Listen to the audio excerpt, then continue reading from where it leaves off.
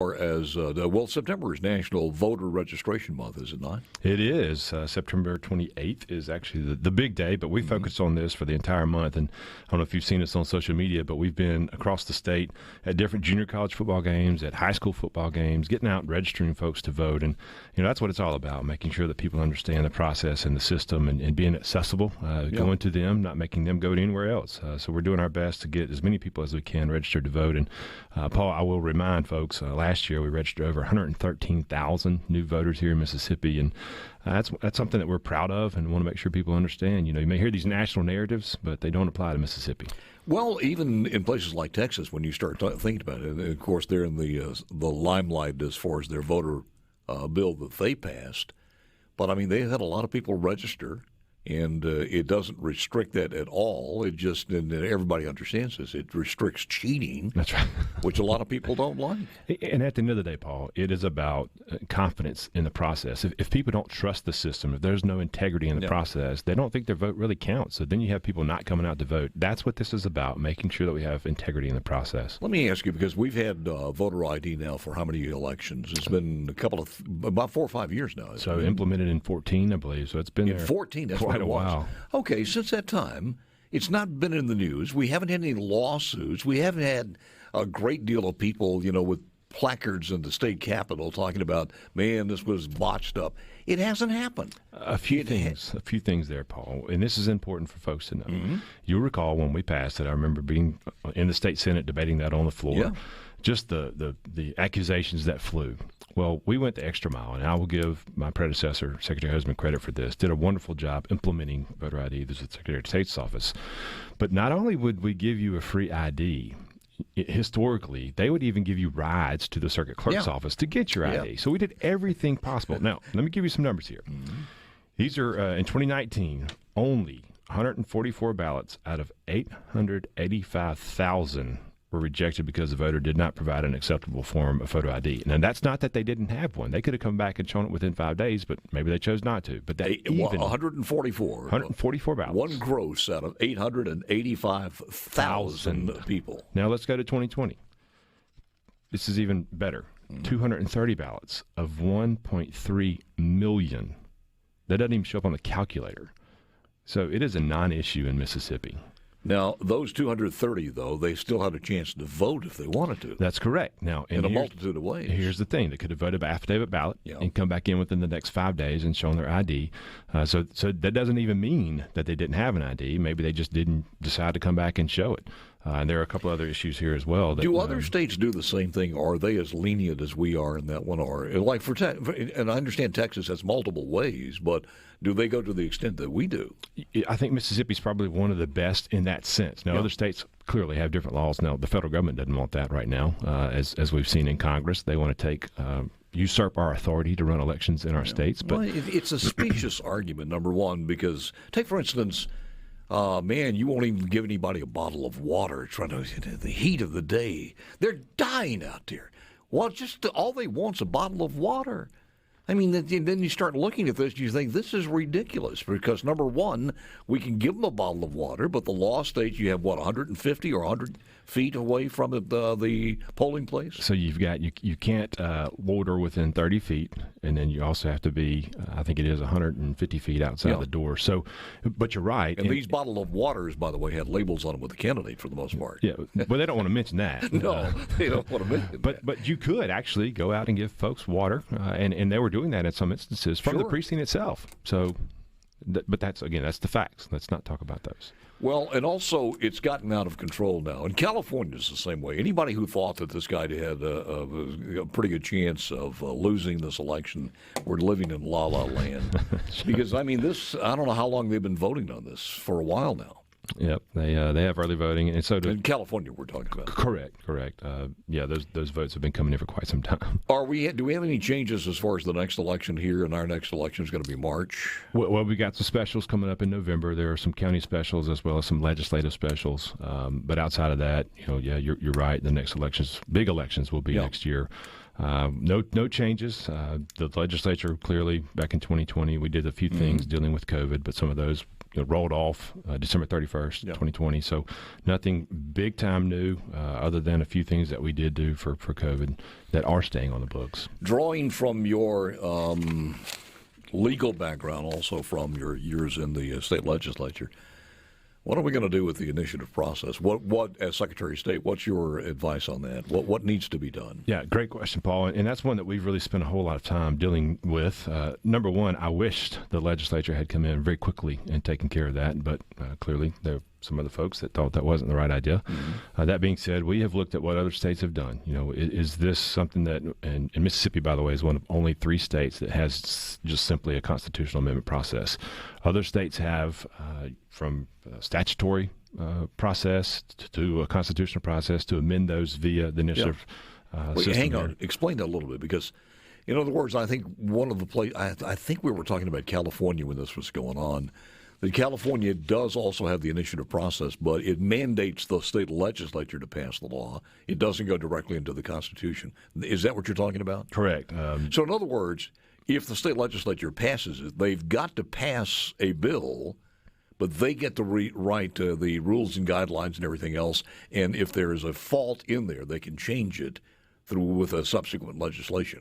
And you're talking about how California does that?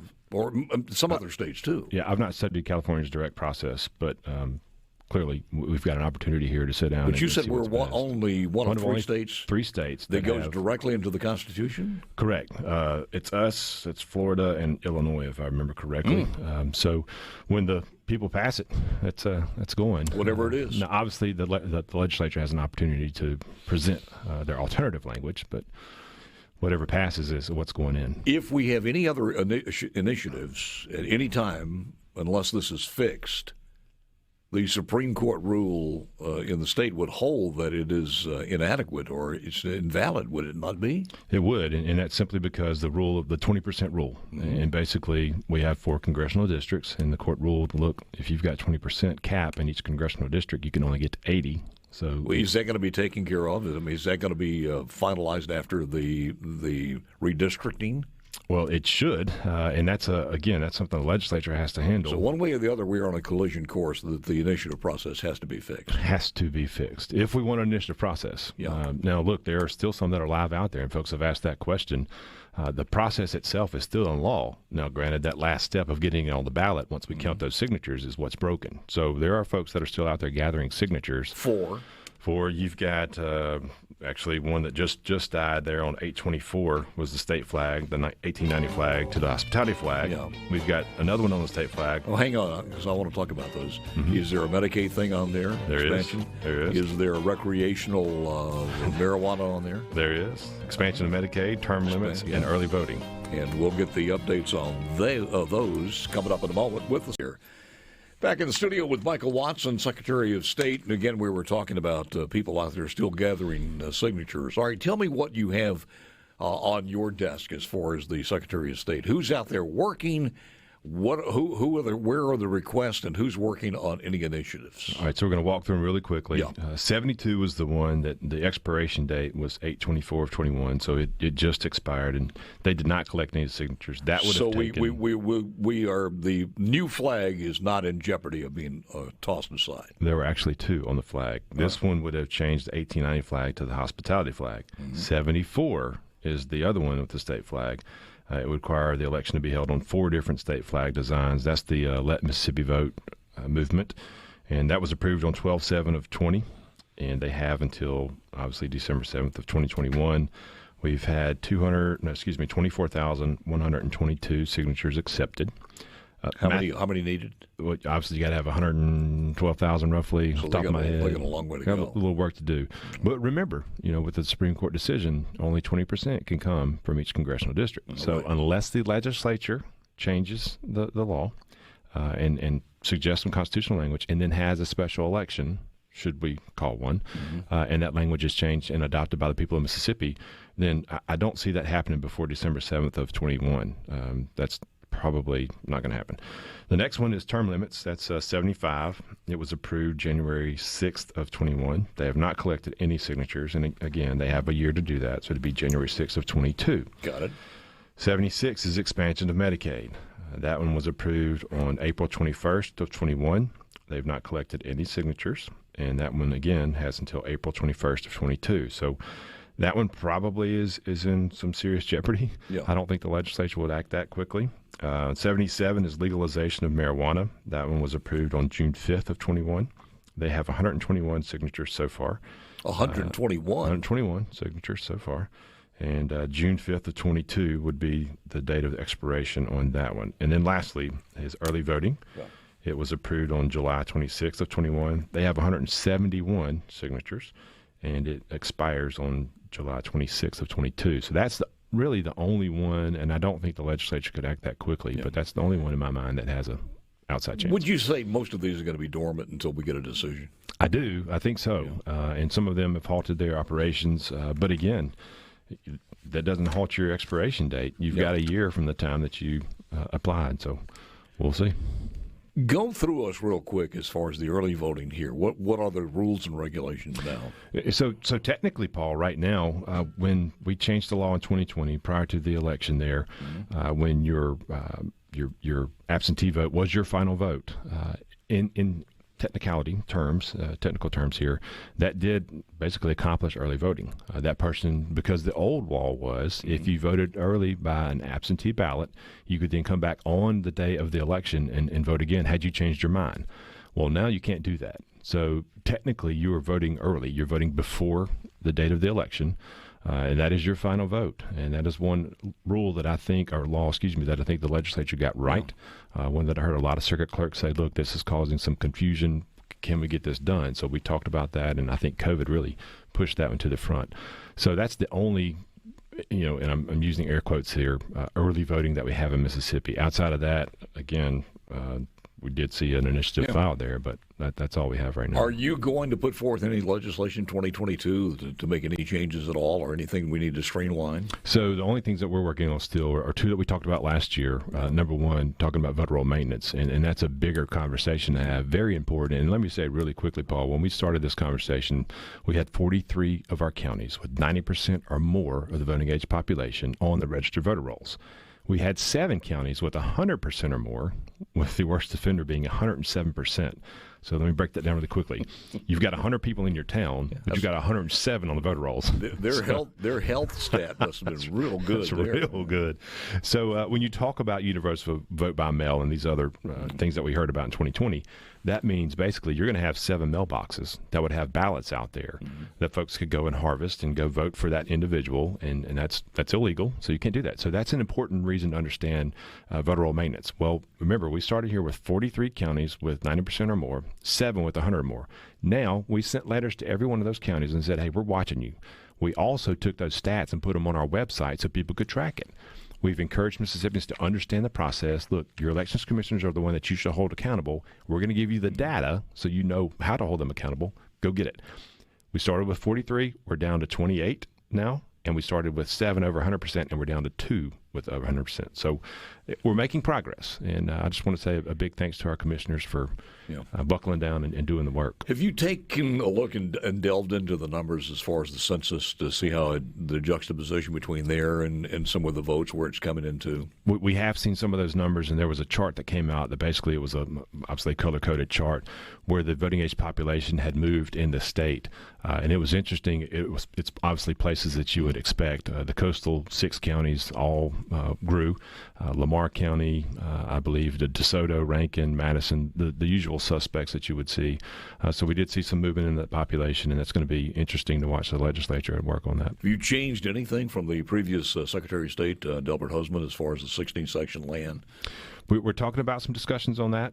There are some, as a matter of fact, I was in the Delta this week talking with some farmers up there about extending those terms because when we see farmers come in and they get a piece of land, 16th section land, and they want to invest money into that, well, you got to have time to recoup that. Now, there are some ways that you can do that now, but if we get longer terms, we think they could put even more money in it to make sure, to land farm, to irrigation, things like that.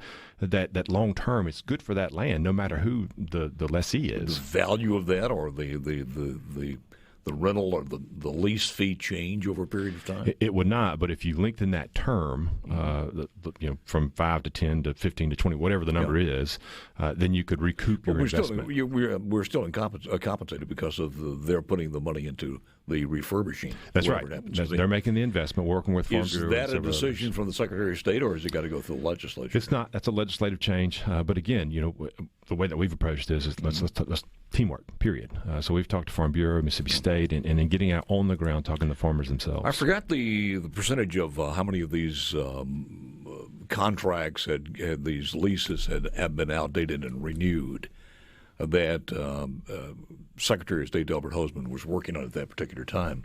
But I think it was almost 50-50 or something like that. Have most of them gone through that process now of reevaluation? So clearly it's a rolling system. Staggered. But I would say yes to that question.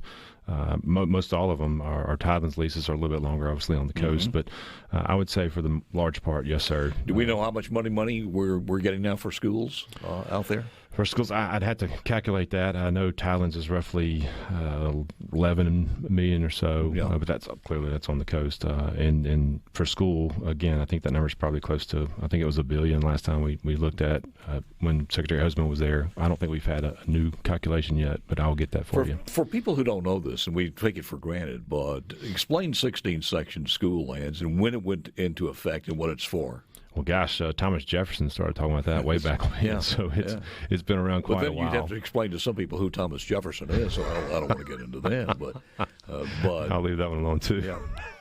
It's part of the state of Mississippi, and that's right. Money set aside for schools. For the most part. Now, you've got some counties in North Mississippi that do not have 16-section land, so that's a different calculation. How did they mix that?